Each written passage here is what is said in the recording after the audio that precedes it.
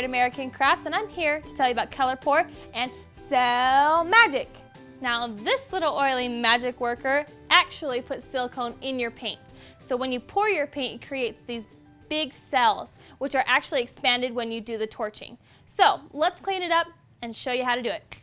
Now that everything is all cleaned up and ready to go, I'm gonna pour my paints. I chose to use this pouring kit. It's got all these coordinating colors, so it's super easy. You don't have to pick your colors. Now it's time to add the cell magic to each little pour. So we're gonna add 1/4 teaspoon per ounce. And I've got about 2 ounces here, so I'm gonna just do a 1/2 teaspoon per each.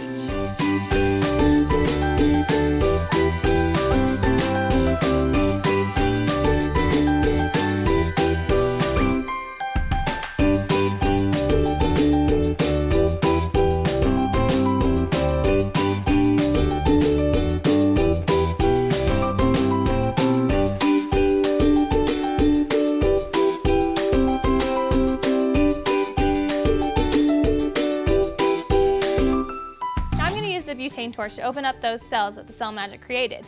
When you're using it, make sure to use a sweeping motion and make sure to open up all those cells. You're going to want to keep moving just because you don't want your canvas to get too hot in one area. Now that you've finished torching your canvas, you should have these big beautiful cells that have opened up. So that's been Color Pour with the Cell Magic today. Hope you have so much fun.